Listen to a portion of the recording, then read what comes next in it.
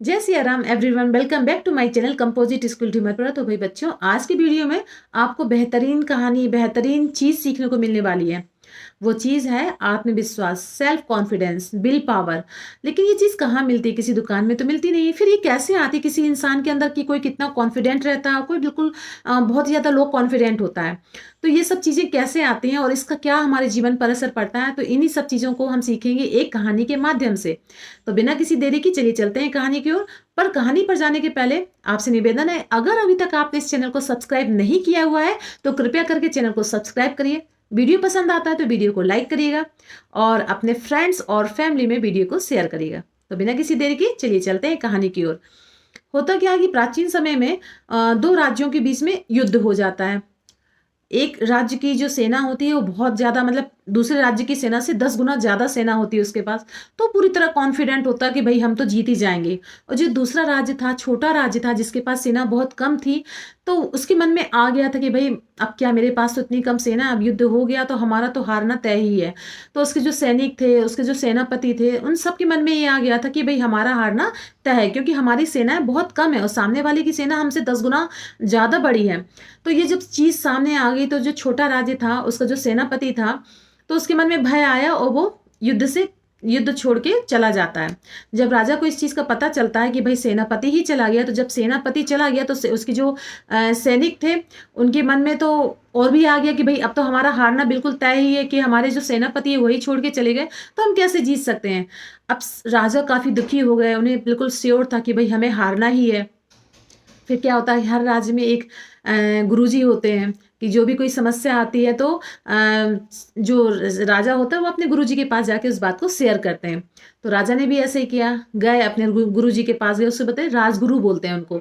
तो उनके पास गए, उन्हें जाकर अपनी पूरी समस्या बताई कि भाई ऐसी ऐसी बात है, दूसरे राज्य ने आक्रमण कर दिया है और हमारा सेनापति भी चलेगा, और हमारी सेना और दूसरे वाले राज्य की सेना में बहुत ज्यादा अंतर है। हमारी सेना बहुत ज्यादा कम है संख्या में, और उनका कॉन्फिडेंस, जो आत्मविश्वास है, वो भी बहुत ही गिर गया है, क्योंकि सेनापति युद्ध छोड़ के भाग गए हैं। तो बस मैं आपसे बस यही कहने आया हूँ कि अब हमारी स्थिति तो बहुत खराब है। अब हमारे अलावा हमारे पास एक ही विकल्प है कि हम घुटने टेक दें और सामने वाले जो राज्य, जो आक्रमण जिसने किया है, उसके ही शरण में चले जाएं। तो भाई अपना राज्य हम उसी के अंडर में कर देते हैं। जब ये बात राजा ने उस राजगुरु को बताई तो राजगुरु थोड़ी देर शांत रहे, फिर बोले कि देखो राजा, मैं जो तुमको जो कुछ भी चीज बता रहा हूँ ना, तो उसको बड़े ध्यान से सुनना। अब राजा की तो दिमाग में बहुत ज्यादा रिस्पेक्ट था राजगुरु के लिए। तो बोले नहीं नहीं, आप जो कुछ भी बताएंगे मैं आपकी पूरी बात बड़े ध्यान से सुनूंगा, बताइए आप क्या इसके विषय में आप क्या सोचते हैं। तो राजगुरु बोले भाई तुम एक काम करो, कि तुम मुझे अपने सेना का सेनापति बना दो।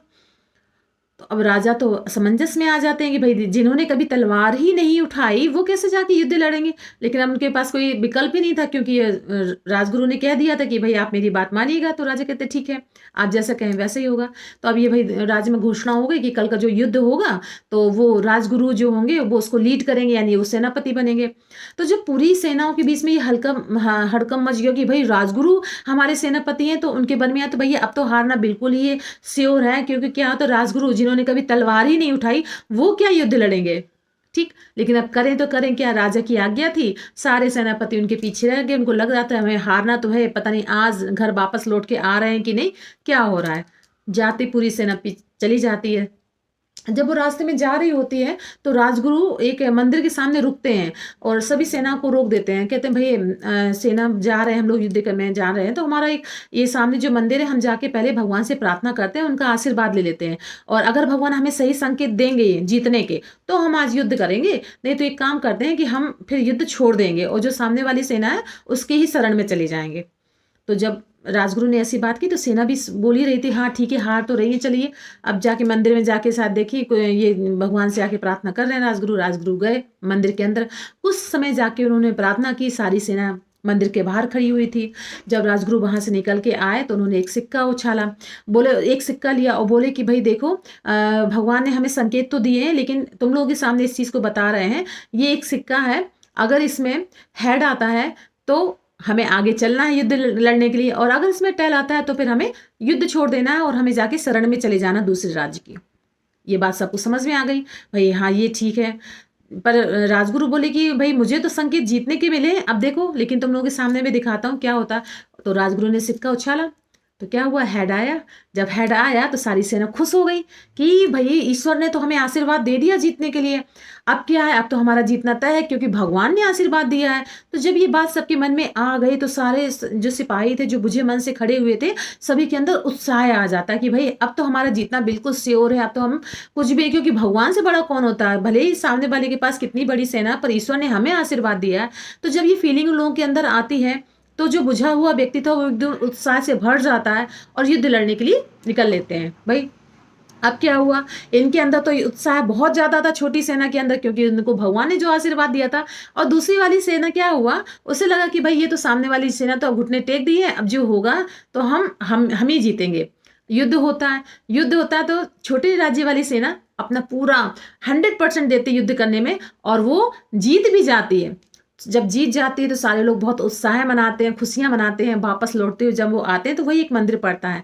फिर गुरु जी, राजगुरु होते हैं, चले जाते हैं, भाई इन्होंने आशीर्वाद दिया तो एक बार मत्था टेक लेते हैं। मत्था टेका गया। अब वहां से जब निकल के आया तो फिर सेना बोली, भाई ये देखा गुरुजी, कितने बड़ा भगवान ने हमको आशीर्वाद दिया कि देखो हम जीत गए। तब गुरुजी थोड़ी देर रुकते हैं और बोलते हैं, भाई देखो भगवान का तो देखो आशीर्वाद है, पर इस चीज के लिए तुम भगवान को जो थैंक यू बोल रहे हैं, एक बार थैंक यू अपने लिए भी बोल लो।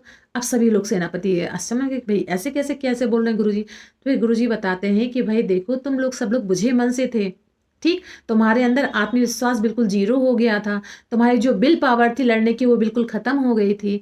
और ये देखो जो सिक्का है इसमें दोनों तरफ एक सा ही है, यानी कि ये झूठा सिक्का है, फेक सिक्का है, इसमें हेड और टेल है ही नहीं, दोनों तरफ हेड ही हेड है।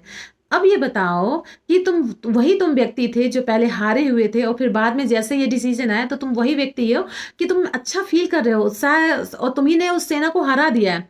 तो ये सब कैसे संभव हुआ है, केवल तुम लोगों के अंदर की विल पावर के कारण। तो जब सेना ने ये बात सुनी तो उन्हें भी बड़ा आश्चर्य हुआ और फिर इस चीज़ का एहसास हुआ कि भाई हाँ, भगवान साथ देते हैं, अच्छी बात है, लेकिन सबसे बड़ा साथ तो आप अपना खुद देते हो। आप अपना विल पावर बढ़ा के किसी चीज़ को सीखना होता है ना, तो आपको अपने विल पावर का प्रयोग करना पड़ता है। किसी चीज़ को आपको लगता है कि हाँ आप इसमें श्योर हो, तो उसमें आपको कॉन्फिडेंट रहना होता है, क्योंकि बिना कॉन्फिडेंस, बिना विल पावर के कोई भी इंसान कुछ भी काम नहीं कर सकता है। और आप ये देखिए सामने वाले के पास कितनी बड़ी सेना थी और दूसरे पास कितनी कम सेना थी, फिर भी वो कम सेना वाला राज जीत गया। तो भाई ये तो हुई एक कहानी, ठीक। अब इसी कहानी का हम अपने दैनिक जीवन में उपयोग करके देखते हैं, क्या ऐसा ही हमारे जीवन में होता है। अगर हम अपनी लाइफ में देखते हैं तो हमारे जीवन में भी ऐसा होता है। कई बार आप सोचते हो कि बहुत ही ज़्यादा जो फिजिकल हैंडीकैप लोग होते हैं, फिजिकल रूप से जो परेशान होते हैं, वो लाइफ में ऐसा काम कर जाते हैं जो बिल्कुल एक फिट इंसान भी नहीं कर पाता है। तो ये सब कैसा होता है, ये सब होता है केवल विल पावर के कारण, क्योंकि उसने अपने मन में ठान रखा होता है ना कि मुझे ये काम करना है।